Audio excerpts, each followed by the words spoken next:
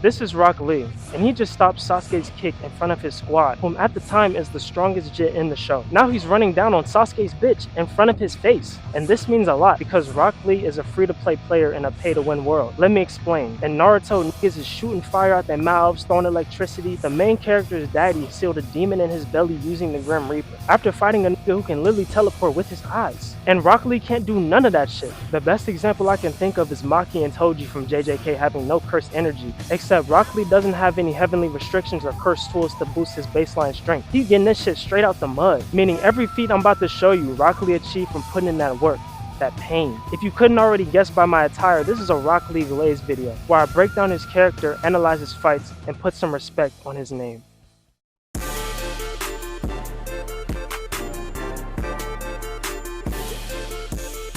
After the little altercation in the hallway, Lee ends up following Team 7 and challenges Sasuke to a 1v1 in front of his homie and his girl. For the simple reason that Sasuke is an Uchiha and Lee wants to test out his strength on the clan reputed for genius ninjas. But Sasuke is like, boy, fuck you. Boy, look like fighting your lame ass with that yee ass haircut. But little did Sasuke know this would be the fight that puts him on Fraud Watch and Rock Lee on the map at the same damn time. Oh brother, and look at Naruto ass wanna fight Lee. My nigga, we get it's your show, but you don't gotta be involved in everything.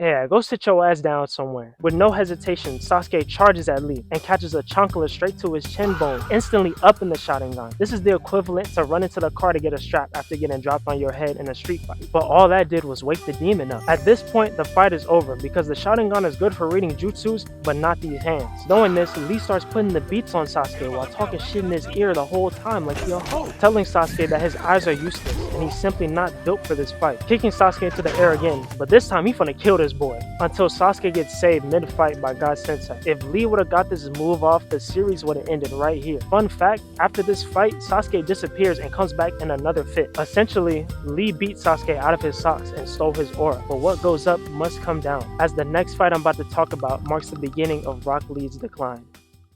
Damn, looks nice out here. Shit. Damn, this nigga dedicated, ain't it? Fuck is that? Even though I knew the outcome of this match, I still had goosebumps while writing the script. Episode 48, Rock Lee vs. Gaara. At this point, we're pretty deep into the tuning exams, the final 1v1 tournament at that, where kids are randomly matched against each other in a fight to the damn near death, and little old Lee just so happened to be matched up against the worst opponent he could have ever been matched up against, Gaara, who was prematurely born when they put the tailed beast in him while he was still in his mother's womb, killing his mother in the process. Gaara's first words in the whole series were "I'll kill you," and that was to his own brother. Not only is he ignorant, but his own daddy, the Kazekage, was afraid of him as a baby. We're dealing with a real deal demon here. But despite all this, Rock Lee stands up tall in front of him, 10 toes, ready for the squabble. The match starts and Lee wastes no time with the blitz, but is stopped in his tracks by Gaara's sand. After a flurry of attacks, kunai and all, they have no effect. That's because the sand protecting Gaara has been moving on its own the whole time. Gaara's not doing nothing but standing there menacingly, essentially making this a 2v1. It's already unfair from the beginning. Another fun fact, Gaara's sand is so good at defense that he's never been touched by an opponent, until today.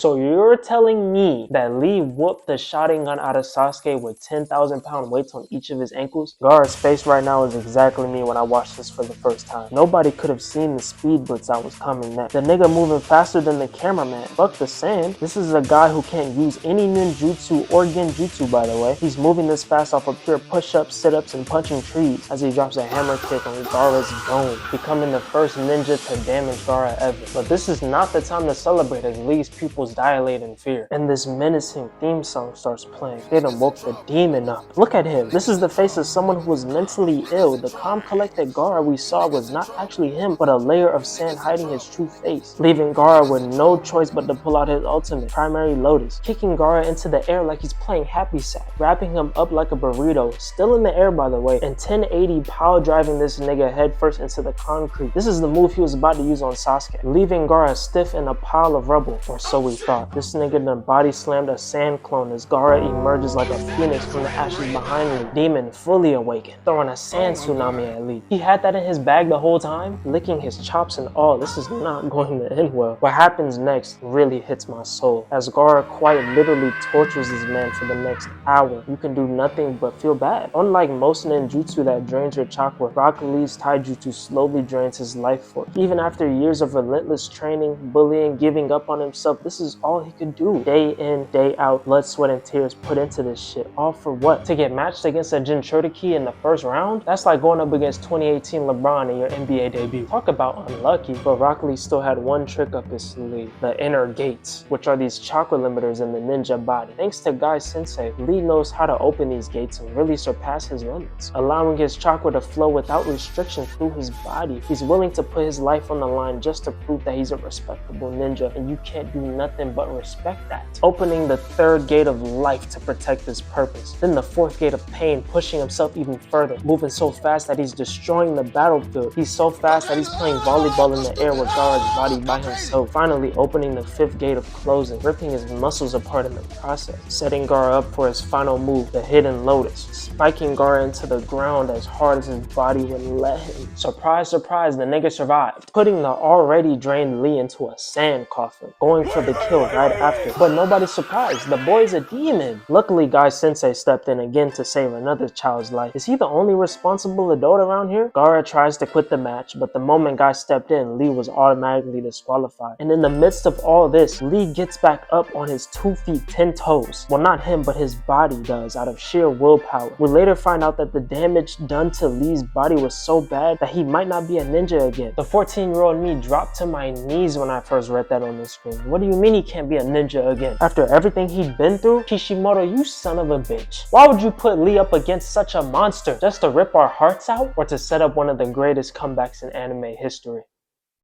Pour and bubbly, pour and bubbly, pour that bubbly.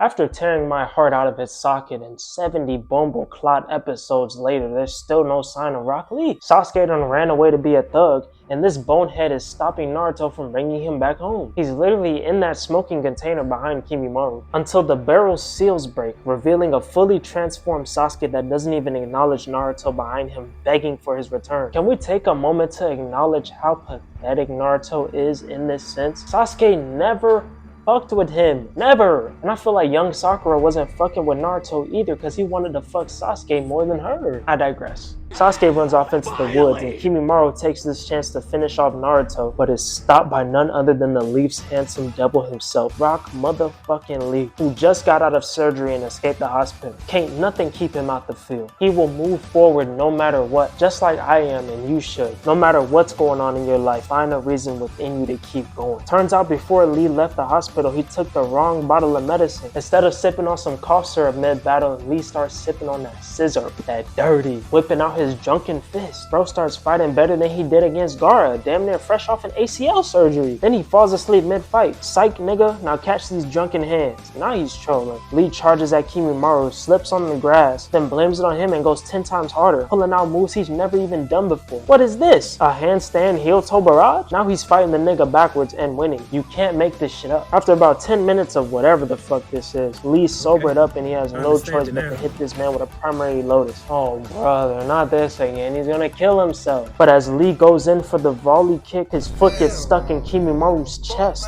leaving him open for Kimimaru's final strike, which is stopped by some sand. I know that's not who I think it is. Gaara, cut the fucking cameras. We're done. Video's over. You might be wondering why I'm in the forest wearing a Rock Lee costume on a random Saturday, instead of, I don't know, maybe chilling with some women or doing anything productive with my life. And it's because none of this shit is real and you shouldn't give a fuck about it. You know what I mean? I got multiple compliments while I was out here, you know, wearing this stupid ass getup that I was afraid to wear.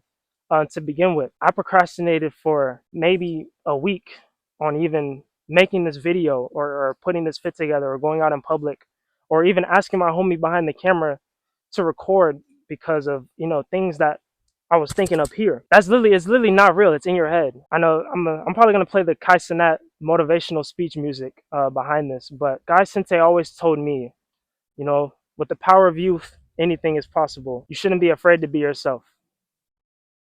That is all.